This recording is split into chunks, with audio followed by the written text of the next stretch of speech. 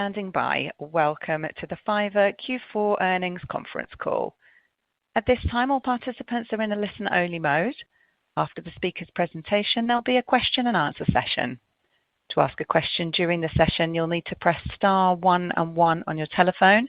You will then hear an automated message advising your hand is raised. To withdraw your question, please press star 1 and 1 again.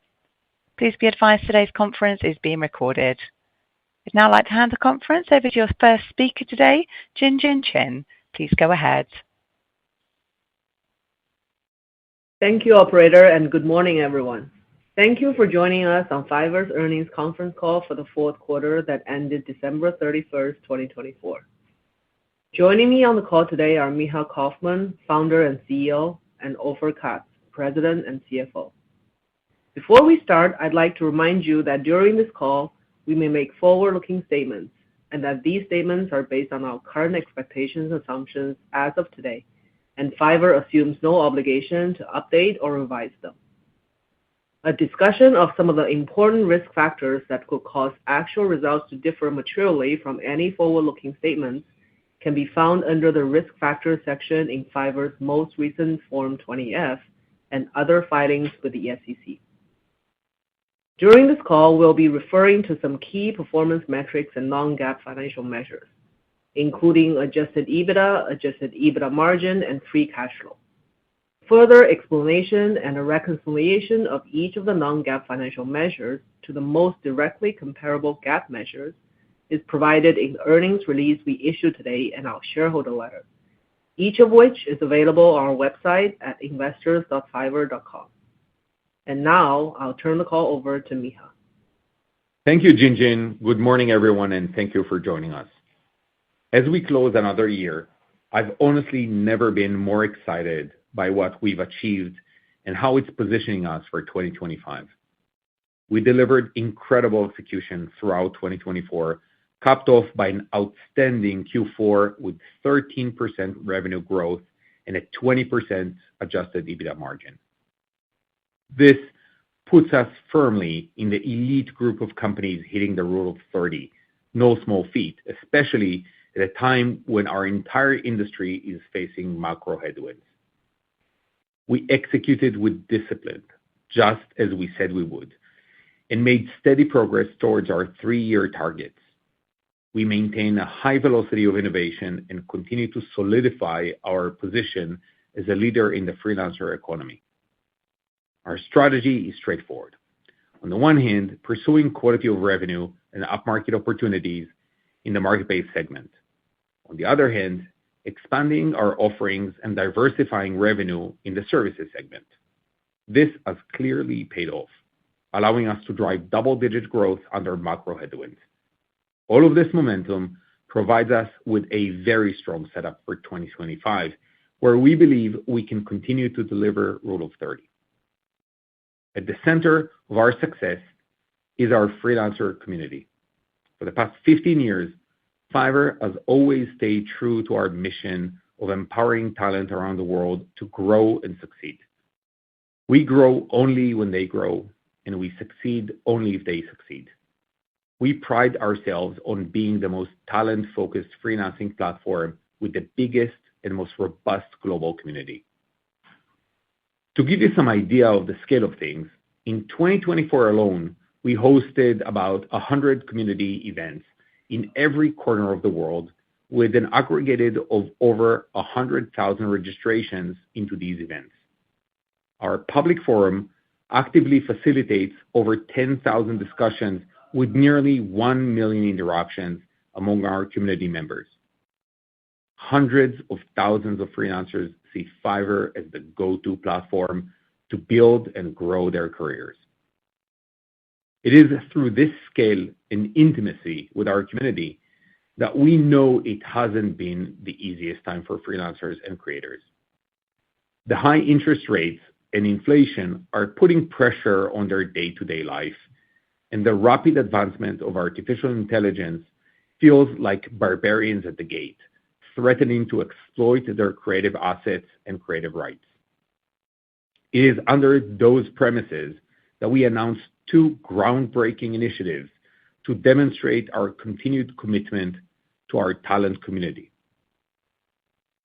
First is the launch of Fiverr Go. Fiverr Go is an open platform for personalized AI tools that include the personalized AI assistant and the AI creation model. Different from other AI platforms that often exploit human creativity without proper attribution or compensation, Fiverr Go is uniquely designed to reshape this power dynamic by giving creators full control over their creative process and rights. It also enables freelancers to build personalized AI models without the need to collect training datasets or understand AI engineering, thanks to Fiverr's unparalleled foundation of over 6.5 billion interactions and nearly 150 million transactions on the marketplace.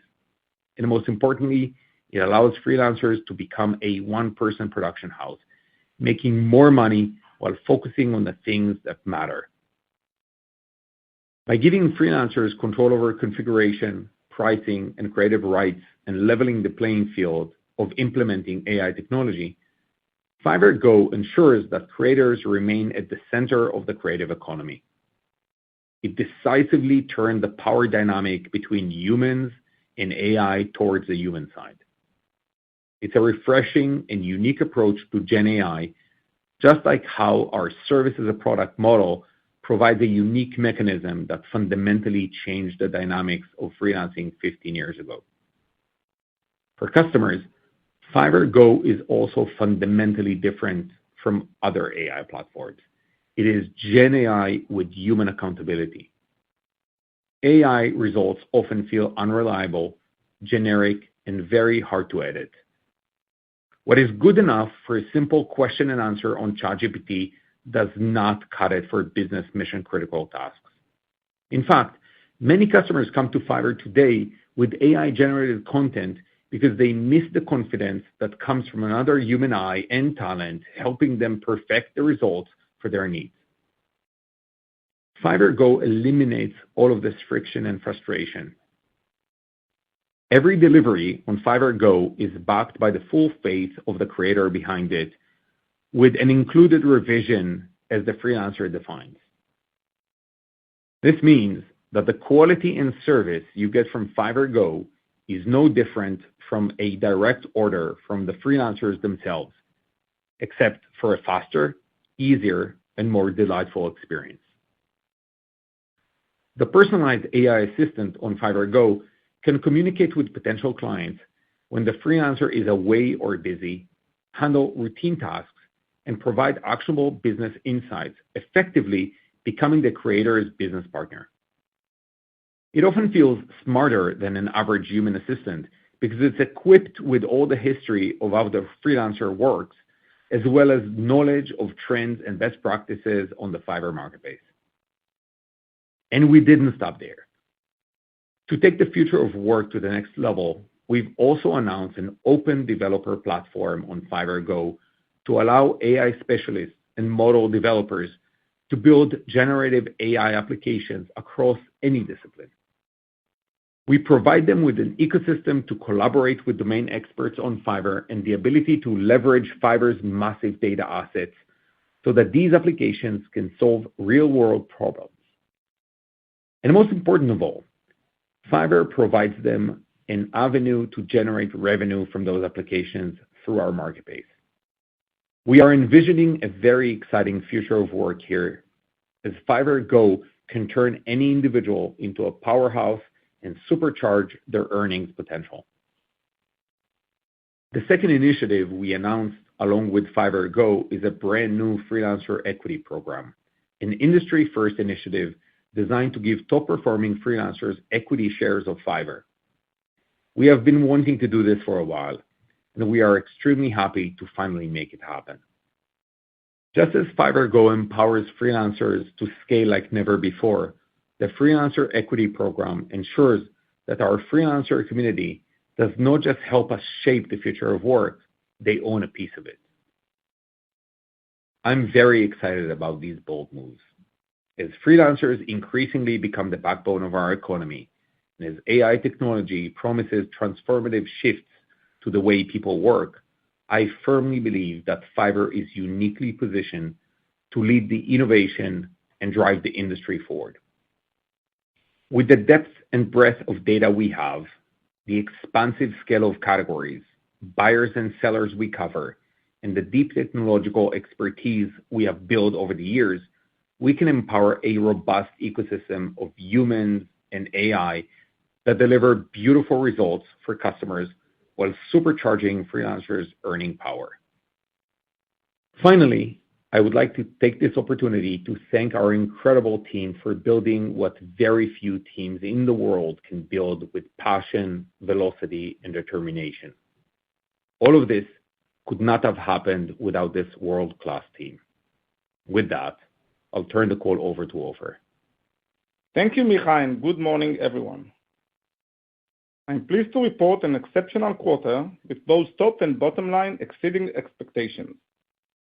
Revenue for the fourth quarter was $103.7 million, up 13% year-over-year, representing an acceleration from 8% year-over-year growth in Q3. Adjusted EBITDA for Q4 was $20.7 million, representing an adjusted EBITDA margin of 20%, an improvement of 240 basis points from a year earlier. While we have yet to see meaningful improvements on the macro front in terms of SMB sentiment or freelancer hiring demand, we are able to deliver growth catalysts through strong execution and expansion of value-added products. At the same time, we continue to optimize the quality of revenue for the marketplace, expanding our penetration into larger buyer and more complex projects with Fiverr Pro and dynamic matching. All in all, I'm very happy with how we delivered strong results in Q4 and throughout 2024, and I believe we are kicking off 2025 with a solid financial position and strong business momentum. In order to give more clarity on different parts of our business, starting this quarter, we will provide you with a quarterly and annual revenue breakdown between marketplace revenue and services revenue. Marketplace revenue represents the transaction commission paid by buyer and seller based on order completed on our marketplace. We generate services revenue from subscription products such as Seller Plus and AutoDS, advertising services primarily via Fiverr Ads, and other services such as financial or learning tools, all of which are optional value-added services to our customers. For the full year 2024, marketplace revenue was $303.1 million, driven by 3.6 million annual active buyers, $302 annual spend per buyer, and 27.6% marketplace take rate. While the overall active buyers are not growing due to macro headwinds, it is worth noting that buyers with annual spend of over $10,000 continue to show resilient growth. We are also seeing larger and more complex projects show robust growth, with GMV from projects of over $500 growing 8% year-over-year in 2024 compared to 2023. Going into 2025, given that marketplace revenue is largely tied to GMV volume, and we have yet to see signs of macro improvement, we expect that growth of this revenue segment will continue to be muted. That said, we believe macro serves as a growth catalyst for this revenue segment down the road. Given that macro rebound is a matter of when, not if, when it does rebound, we expect our marketplace will be one of the first areas to experience the uplift. Services revenue was $88.4 million, representing year-over-year growth of 62%, driven by continued strength in Fiverr Ads, Seller Plus, and AutoDS. Services revenue represents 23% of our total revenue in 2024, up from 15% in 2023. As we continue to expand the adoption of these services, and as we launch new monetization products such as Fiverr Go, Fiverr Pro subscriptions, and seller team accounts, we believe there is a lot of growth runway for services revenue ahead of us. For 2025, we expect services revenue to continue growing at a healthy double-digit rate, with contribution to total revenue reaching over 30%. Now, on to guidance. For the full year of 2025, we expect revenue to be in the range of $422 to $438 million, representing year-over-year growth of 8 to 12%. Adjusted EBITDA is expected to be in the range of $82 to $90 million, representing an adjusted EBITDA margin of 20% at the midpoint. For the first quarter of 2025, revenue is expected to be $103.5 to $108.5 million, representing year-over-year growth of 11 to 16%. Adjusted EBITDA is expected to be $18 to $20 million, representing an adjusted EBITDA margin of 18% at the midpoint.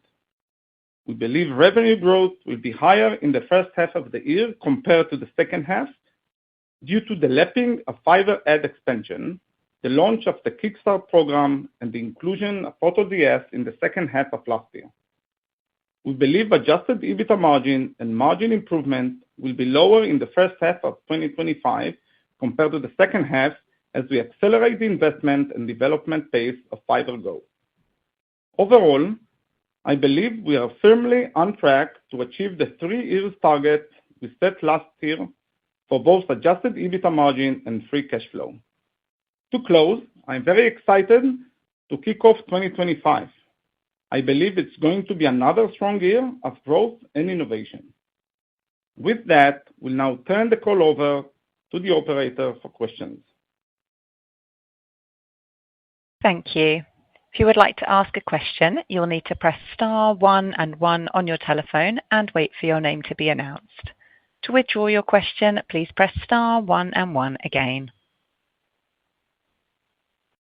Thank you. We'll now take the first question. This is from the line of Eric Sheridan from Goldman Sachs. Please go ahead. Thanks so much for taking the questions. Maybe two, if I could. In terms of the new initiatives in Fiverr Go, really interesting stuff in terms of the presentation yesterday. How should we think about those types of tools and the platform evolution helping conversion over the medium to long term, possibly resulting in better top-of-the-funnel dynamics from a growth perspective and then also conversion as well? And then in terms of what you laid out yesterday during the presentation, how much of it could put pressure on margins in 2025 in terms of incremental investments to sort of accomplish those goals around Fiverr Go, or how much of that on the investment side is more behind you than ahead of you? Thank you so much. Hey, Eric. Good morning. Thanks for the question. So for Fiverr Go is actually a tool for conversion. That's the entire idea. Because we know that customers these days expect instant responses and instant results. And as a result of that, we designed those two tools. The AI personal assistant, which is able to answer customer questions immediately, even if the freelancer is away or busy. We know that the first 3 minutes after a customer writes to a freelancer are the most crucial time for conversion. And this is why we designed this tool. And this tool is essentially encapsulating the entire knowledge of the freelancer and basing itself on it, being able to address any possible question and bring it to conversion. And actually, it's fresh from yesterday, but we have many thousands of assistants running on the system, converting customers already, which is an amazing sign. When we think about the creation model allows customers to get the confidence that this is the freelancer, this is the style that they're looking for. Because now, instead of asking the freelancer for samples, waiting for it, causing the freelancer to essentially work for free, they can get those samples right away. Now, the quality of these samples is just mind-blowing. The level of accuracy that these samples produce are an exact match with the style of the freelancer, which gives the customer the confidence that if they played and liked it, this is the type of freelancer that they should engage with. So essentially, conversion was one of the most important factors when designing these tools. And then, Eric, on the second part of the question. So obviously, we have invested in this product in the last few months, and we'll continue to invest in the next few months.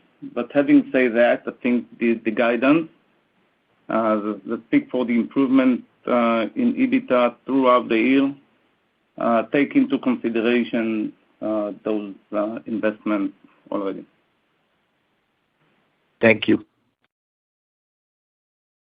Thank you. We'll now take our next question.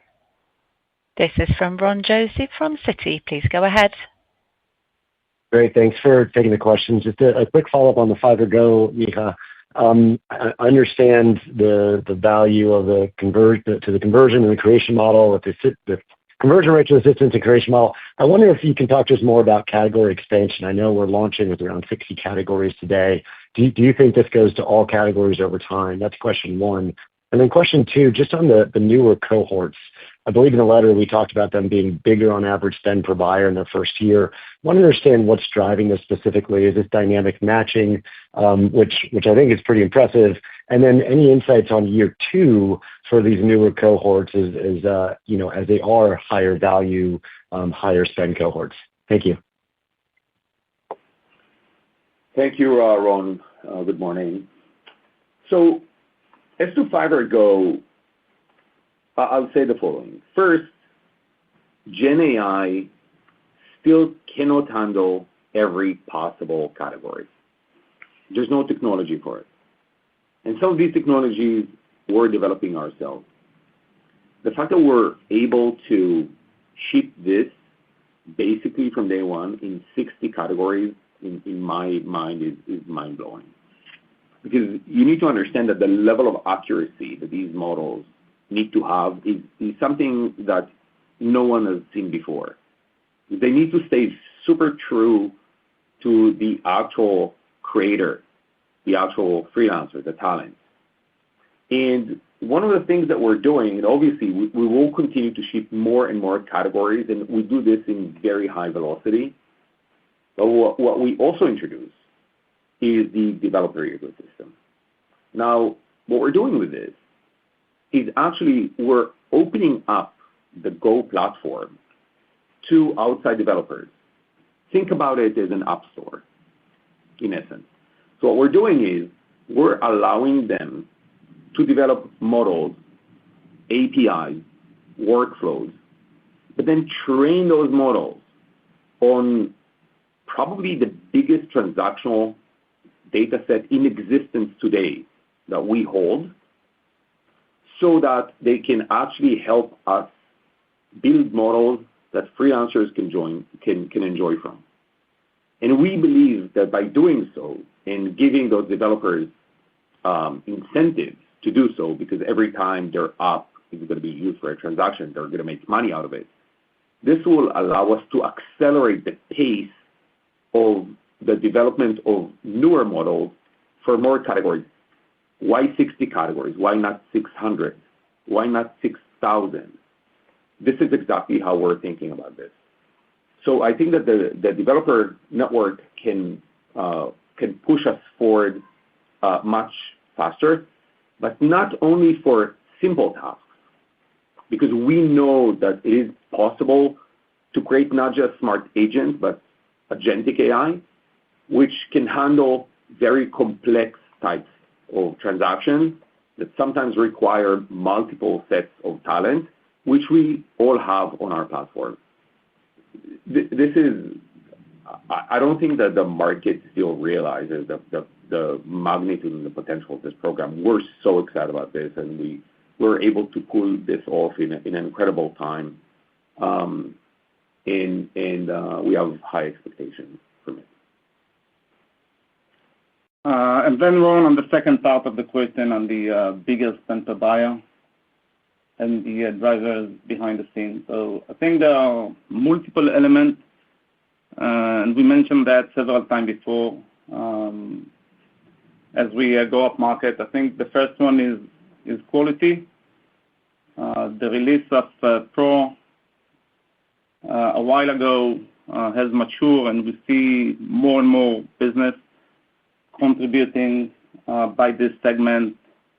And then we are able to attract better quality sellers. We launched agency products a few weeks ago that are scaling up. So generally speaking, in terms of quality, I think that the professional part of the business is growing. So that's one. Second, in terms of product, so complex projects are being handled by the dynamic matching that we have released that demonstrate pretty well. Just as an indication, conversion rate is higher, it's 3 or 4x higher than the marketplace. And then lastly, on the acquisition strategy. So growing up market means that we focus on high value buyers. And we indicate in the shareholders letter that buyers that spend more than $10,000 are growing by 2% last year, which is one indication. The second is that high value buyers, those who spend more than $500 on the marketplace, grew by 7.9% last year. So going up market and acquisition strategy is definitely one of the drivers. And then, lastly, when we look into the category breakdown, we see more and more programming and tech contributing to the overall GMV. And programming and tech usually are bigger projects, longer projects. And I think, products like the hourly that we have released a few months ago also contribute to this success. So, just to summarize, a combination of quality projects, complex projects, acquisition strategy, and programming and tech contributing more. Thank you, Ofer. Thank you, Micha. Thank you. We'll now take the next question. This is from Jason Helfstein from Oppenheimer. Please go ahead. Thanks for taking the question. So kind of a bit more on Fiverr Go. So I guess is your conclusion that no matter how sophisticated AI gets, that it will struggle to bring unique or creative enough results for what effectively your buyers want, and that's why there still needs to be a human driving the creative decision, even if the AI tools make the human more efficient, and that the idea that your buyers people would, if the price is right, would rather pay somebody else to figure it out for them. Obviously you've been thinking about this for a long time, right? We've been talking about AI for, 2 years now almost. It's just like with all the iterations, is this ultimately the conclusion and kind of what's driving, the Fiverr Go strategy?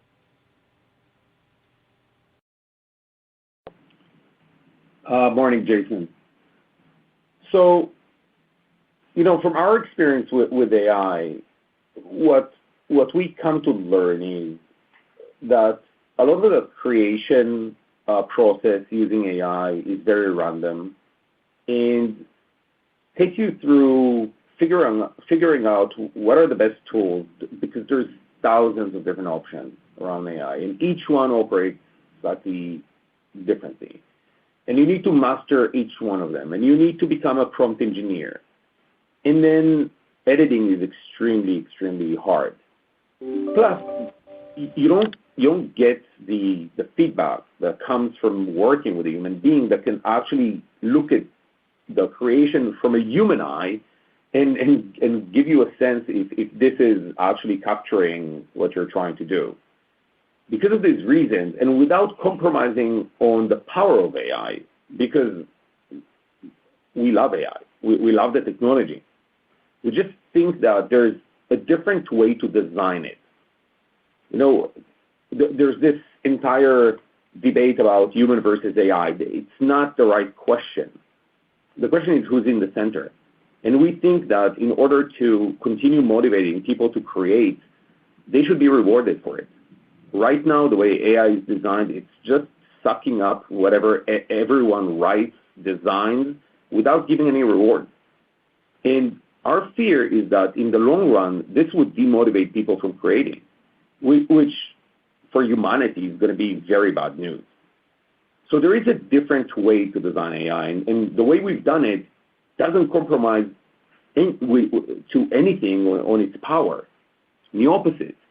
It allows us or allow freelancers to design their own models in a way that rewards them but remains extremely accurate to their style, allowing customers to get the results they expect to get because they see the portfolio of the freelancer, like the style of writing or design or singing or narration, and they can get exactly this.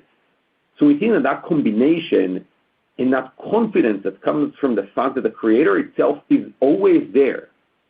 So if whatever AI churns out is 95%, great. There is a human being to help you cross the finish line. That is the premise under which we developed Fiverr Go. And we think that this introduces a new approach, and who knows, maybe other companies will follow this. And I think it's important because it will keep people in the center and continue motivating them to create. Appreciate it, caller. Thank you. Thank you. We'll now take the next question. This is from the line of Doug Anmuth from JP Morgan. Please go ahead. Thanks, guys, for taking the question. One for Micha and one for Ofer. First, Micha, just on Fiverr Go, you talked about model creation and AI assistance really being the first pieces. Maybe you can talk more about just how you envision AI agents working in the Fiverr ecosystem over time. And then Ofer, just on the double-digit revenue growth at the midpoint of the 25 guide, does that suggest a return to marketplace growth? And more importantly, what are the factors you need to see there for that to happen? Thanks. Morning, Doug. Thanks for the question. So when we think about AI agents, if you look at the AI personal assistant, the very basic functionality that it provides is really handling routine tasks for the freelancer, allowing the talent to actually have more time to create, think, and recharge when needed. And this is done in a very sophisticated way because the assistant is rich with capabilities such as being able to convince the customers of the qualities of the freelancers by showcasing them during the conversation, their portfolio, schedule consulting meetings in real time within the conversation. And actually, the assistant is aware of the presence of the freelancer, meaning is the freelancer online right now or not? And can invite the freelancer in real time if they think that the best scenario of the conversation is to hand it over to the freelancer. These are unique capabilities that we've developed that I don't know anyone who has done it before, that will allow the assistant to work as a partner with the freelancer. But this is just the first step. Because as the assistant learns the freelancer better over time, it will start providing with business insights for the freelancer in order to grow the business. As an example, the assistant can do a research to figure out how to optimize the service page or the profile to be better positioned in search results. It might suggest to the freelancer to add certain keywords or descriptions or portfolio in order to maximize their potential. In addition, as I've said, through the developer ecosystem, we think that we can create endless amount of different agents for Gen AI so that we can actually reach this future of agentic AI where you have agents that can actually do some complex tasks for you in an automated manner. And obviously, those capabilities are going to be also included in the AI personal assistant. And then, Doug, for the second part of the question about the growth in 2025. So I think, as you probably noticed, we have break the revenue into two different segments: the marketplace and the services. And I think while the marketplace is tied up with macro and GMV, well, we haven't seen yet any sign or strong sign of improvement. The services revenue line is where we are innovating and building many products to drive sustainable growth, as you've seen last year. So, in terms of 2024, 23% of the revenue is driven by services, and we anticipate that in 2025, this portion will grow all the way to 30%. We believe that this two-line of revenue approach works well, and when the macro rebound, we'll see the marketplace go back to growth on top of the growth in the service engine. In terms of 2025, so the guidance applies for double-digit revenue growth at the midpoint, and it's based on a flat, small decline in GMV or marketplace revenue, where we think that the center buyer is going to grow and compensate on active buyer declines throughout the year. While the revenue part of the business is going to grow rapidly as we release more product and as we see the existing product contributing more to the top line. Great. Thank you both. Thank you. We'll take our next question. This is from Bernie McTernan from Needham & Company. Please go ahead. Great. Thanks for taking the questions. Micha, you mentioned to an earlier question incentivizing developers in Fiverr Go. Would your take rate be different in Fiverr Go? Just trying to get a sense if you're paying the developer or maybe they're paying you to be on the platform. And then on investments this year, just want to see if it's mostly sales and marketing we should be expecting or something else. And then lastly, just as you think about the 25 guide, was there any impact of FX contemplated in the guide? Thank you. Morning, Bernie. For now, the take rate remains the same for Go. And as we roll it out and as we see usage, we will figure out what to do or what's the right thing to do. For now, we treat it as a normal transaction with the same take rate. There are components where the technology itself is actually paid for, meaning that it's an additional subscription line that comes to us from providing these tools, these AI tools to our community. But once we have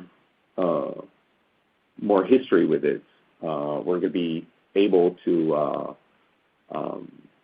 know what's the best strategy around it.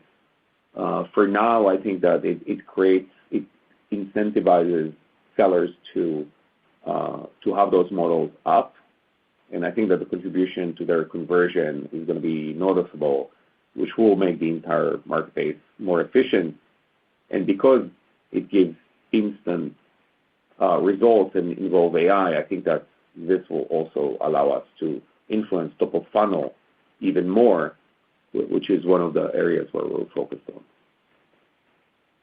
And in terms of the investment and the forex, so there is no material change. in the way we invest throughout the year. I think there is some heavy lifting at the beginning of the year on the release of Go, as you probably have seen, a very exciting product that we have released yesterday. I think we'll continue to invest in sales and marketing in the most and best efficient as we have done before with a strong ROI. And lastly, on the Forex exchange, as the prices on Fiverr are based on US dollar, there is no impact on the top line in terms of Forex, and we are well hedged in terms of the OpEx to cover for any material impact on the EBIT as well. Great. Thank you. Appreciate the color. Thank you. We'll now take the next question. This is from Marvin Fong from BTIG. Please go ahead. Good morning. Thanks for taking my questions, and congratulations on the launch of Go. It's a pretty exciting product. I'd actually like to drill down a little bit on what Ofer was saying. It seems like if services is going to be 30% of your revenue, then you're looking for very strong growth, something by my math around 45% next year. I was just curious, how much of that should we, or could you break down how you think about the contribution from your value-added services for fiscal 25 between ad products and in particular, how much is the subscription revenue from Fiverr Go impacting that outlook? And then just separately on the marketplace take rate, should we view that as being a stable in fiscal 2025? Are there any levers that you can pull to change that? Thanks a lot. So on the second part of the question, yes, there are leverage we can pull, but the guidance do not assume any such or any change in the marketplace take rate. In terms of the services revenue, I think we haven't broke it beyond the services itself. There are multiple products that contribute to this line item, all the way from Seller Plus, which is the subscription, to promoted gigs, which is ad advertising on the marketplace. We have a Kickstarter that goes to subscription. We have the AutoDS that applies for subscription as well. And we have the Go that we just launched that will have some subscription as well. So that, this is kind of the breakdown between subscription and ad services that apply for the 30% revenue. Got it. Thanks a lot, Ofer. Thank you. We'll take our next question. This is from Andrew Boone from Citizens. Please go ahead. Thanks so much for taking my questions. I wanted to ask on the services side, there's certain heuristics that investors use in terms of thinking about a ceiling for the percentage of advertising as a percentage of GMV. Can you guys talk about that? Like, how do we think about advertising and whether there's a potential peak for what you guys are able to monetize the platform via advertising as? And then secondly, as we think about Fiverr Go and AI creating more of the actual work, can you help us understand kind of theoretically, how do you think about that as a deflationary aspect as technology is doing more of the work versus the freelancer? How do we think about that? And then clearly you're starting to monetize that product. As Fiverr Go continues to improve, how do we think about Fiverr's ability to take more of that aspect as your own software and AI models are helping freelancers do more? Thanks so much. On the first part of the question, the percentage of advertising or the room to expand, so definitely a lot of runway ahead of us. This product is just evolving over time. There's a lot of real estate that we haven't monetized and algo improvements which are undertaking. So feel very confident and expect this product to expand. And on a question on Go, first of all, it's very early to tell, but the idea of Fiverr Go is really that the talent that actually creates their model is basing this model on their entire world of creating. They need to continue creating to fine-tune this model and create new models. There is no incentive for them to give it for a very cheap price. Plus, it is always connected with human work that is included in the order, where they define the price and the scope of editing that they add to anything that is generated. So while it remains to be seen how they're going to price it, what we think should happen is that because their work is involvement and their investment in the model is included, that this would not put a meaningful pressure on pricing.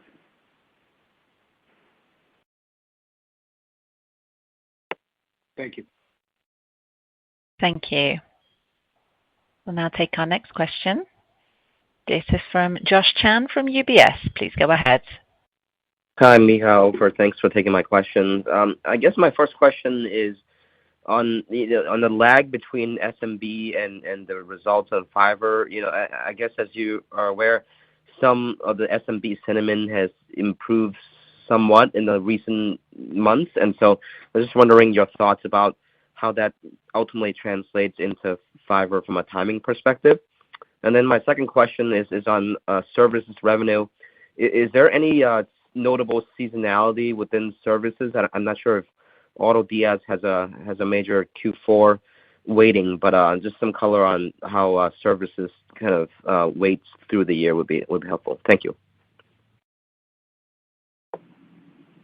I think we have noted earlier we haven't identified or seen any sign that suggests a trend. There are some fluctuations throughout the week, but I think it's too early for us to call for a trend of improvement in the SMB sentiment.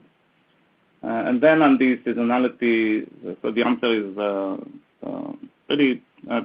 pretty flat or straight line behavior over the year. There is no significant seasonality that we can note. Great. Thank you for color. Thank you. We'll now take our last question today.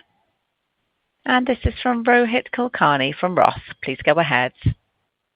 Hey, thanks for taking my questions. A couple in this upmarket demand, clearly strategy is working.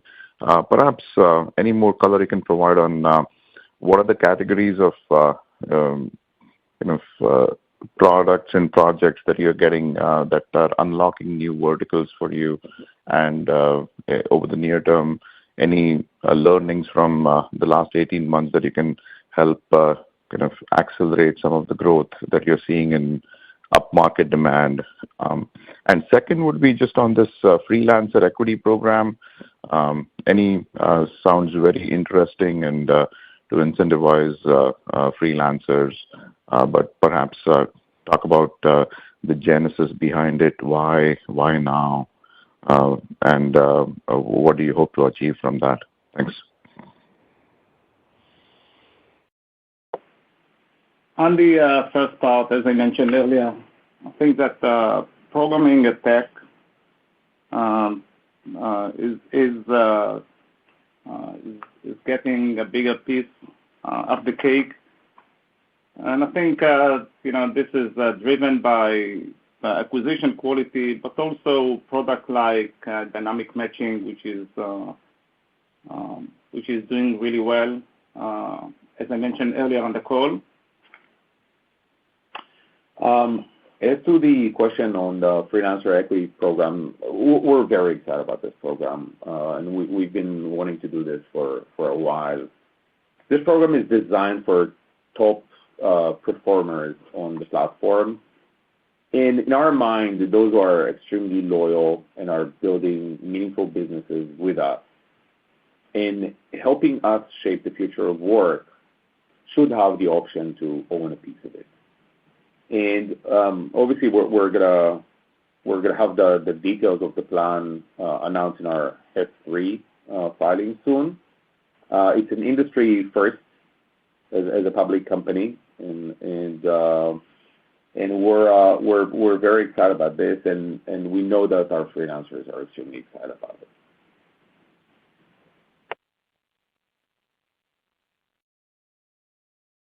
Thank you. And there are no further questions, so I will now hand back to the speakers for any closing comments. Thank you, everyone, for joining the call today, and thank you, Sarah, for moderating the call. I wish all of you a great day, and hope to see you soon. Thank you. This concludes today's conference call. Thank you for participating, and you may now disconnect.